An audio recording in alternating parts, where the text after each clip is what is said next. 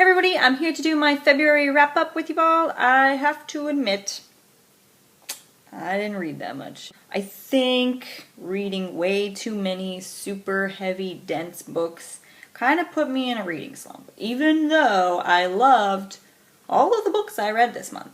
I really did. I really enjoyed them. But I only read 5, which is pretty small amount for me because I'm a fast reader. So look what I read in January. Come on. Yeah. So I'm just going to go through the books I read, do a little synopsis of the book and a little bit of what I thought about it. And so let's jump to the first one. So the first book that I read in February was Ignite Me by Tadamafi. This is the third and final book in the Shatter Me trilogy, and I loved this book. I gave it 5 out of 5 stars on Goodreads. Great from beginning to end, I think. The only thing that I didn't like, and it had nothing to do with, I don't think she was going for that in this book, so like I couldn't give it a lower rating because of that, because it was still an amazing book. But the only thing that really irked me is we weren't really told what happened like after the fact of everything. If you haven't read this book, it's okay, I'm not going to spoil anything for you, but seriously, like, they resolved the main thing, but that only led into another issue that I seriously think should have had some kind of epilogue, unless she's going to go into, like, another series or continuation with this. I don't know. Seriously, I wouldn't mind reading, although, like I said before, I'm not into novellas, I wouldn't mind reading, like, maybe a short novella about what she did after this. And there was an ending to this book, so it was fine. There was resolution at the end of this, but that really bothered me. So yes, if she did like a short novella series on what Juliet did afterwards, that I would love to read that, definitely. It would give me closure about other things. The second book in January.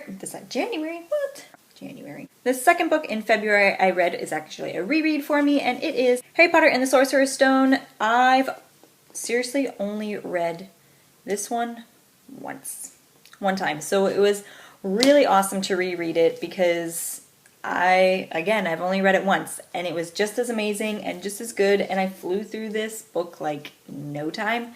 I didn't actually read this copy. I own the newer US paperback copies, and that's the one I was reading. This is actually a used book I got from the used bookstore, and it was like, I got the box set of the first 4 books for like $10, so it was really awesome. Anyways, I've only read it once because I didn't collect these books when I was younger. I read them from the library, so I really only owned book 3, 5, and 7. And so yeah, it's nice to be collecting all of them all over again, like all of the covers. So yes, obviously 5 out of 5 stars for this is Harry Potter. I think that's everyone's answer for their thoughts on this. It's Harry Potter. I then decided that it would probably be a good idea for me to continue in a series that I was in the middle of. And so I decided to go with Siege and Storm by Leigh Bardugo. This is the second book in the Grisha trilogy, and it was okay. I had some issues with the main male protagonist, or one of the main male protagonists in this book, and he was really annoying to me. And they introduced a new male protagonist in this book as well, and he was awesome. And I don't know what it is with whiny male protagonists recently. Like, how come recently all of the YA love triangles have to have one really super whiny, bitchy male character? I can't stand it. I actually gave this a 4 out of 5 stars on Goodreads, but honestly, it was more like 3.5 for me. I really enjoyed it, except for the parts where the main male character was being whiny. And then at the end, the main character, she actually like apologized to him, and she had no reason to apologize to him, and he had no reason to be whiny with her. So no. So anyways, I gave this 3 out of 5 stars. I really can't wait to read. The ending was amazing, and I really can't wait to read the last book because I do want to know what happens between the love triangle, and I really hope that she picks the non-whiny character because whiny no. Then I picked up yet another YA fantasy, and that one is Defy by Sarah B. Larson. I was really hesitant to pick up this book because I had heard mixed reviews on Goodreads, and a lot of the reviews on there were comparing it to Mulan. And to be honest, I don't see it. I don't see it. I loved this book. I gave it 4 out of 5 stars. It did take me a little bit of time to get into it, but like not too long. Maybe the first, like till about here. You know, not too far in. It wasn't that long. Didn't take me that long to read. I flew through this in a few days. So basically, this was compared to Mulan because it is about a girl pretending to be a guy.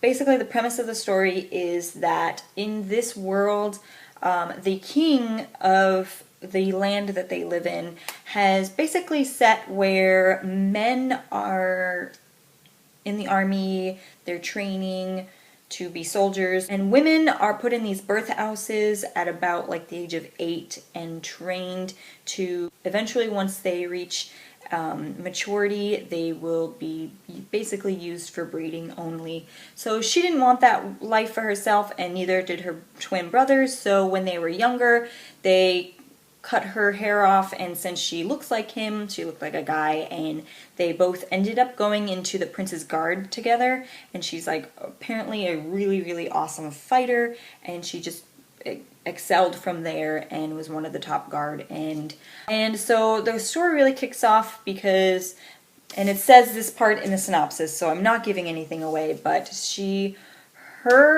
another guard and the prince all get kidnapped by the warring countryside, and so it goes from them trying to survive and escaping and blah blah blah blah blah. So anyways, I don't see how that has anything to do with Mulan other than the fact that she pretends to be a guy.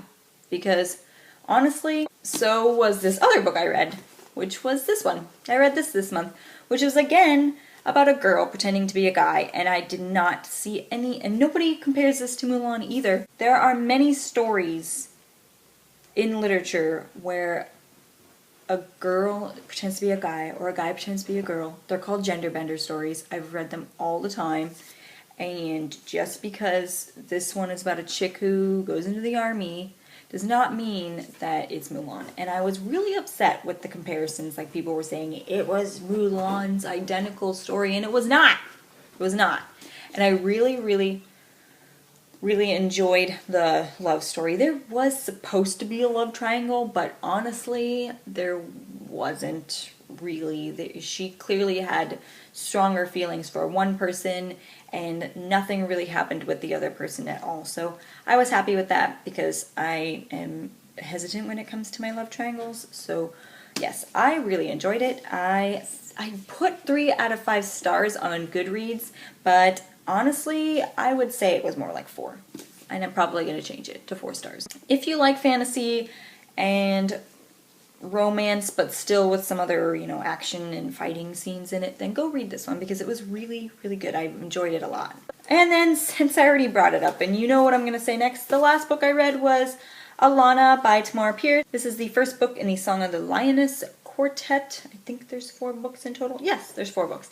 I own the first 2, and then I own book 4. I still have to get 3, but I've been collecting all of these from used bookstores or the clearance section. I think I got book 2 from the Barnes & Noble's clearance section at one point. But anyways, I believe this is a middle grade fantasy. It is about this character named Alana who does not want to grow up as a girl. She likes fighting and she wants to be a soldier. And her brother are reaching the age where they're going to leave the house to go to schools separate from each other. The women are more like the sorcerers, so they're going to learn to do the sorcery, and then the boys are going off to the palace to learn fighting and swordplay.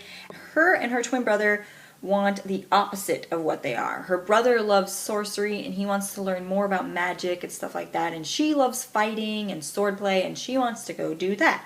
So basically, it's kind of like a Parent Trap thing where they swap places, and he goes off to learn sorcery at the girls' school and she goes off to the boys' school, and she's about like 10 when this happens, and it's kind of her growing up there. I think by the end of this book she's a teenager, like 16 or so.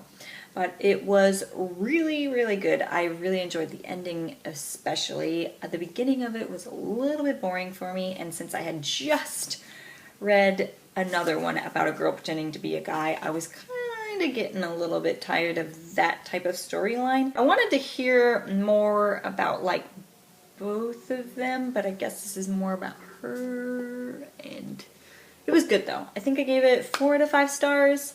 Really short, very big font, so it didn't take me that long to read. Everything I read was kind of short this time just because I was in that reading slump. But I'm back to reading a lot more, and I wanted to get one more book read, but I ended up not.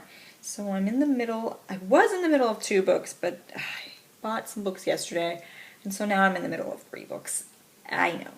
I know. But that was all for my February wrap-up. If you have read or heard of any of the books that I mentioned in this video, please leave comments down below. And I will see you guys later for my March TBR video.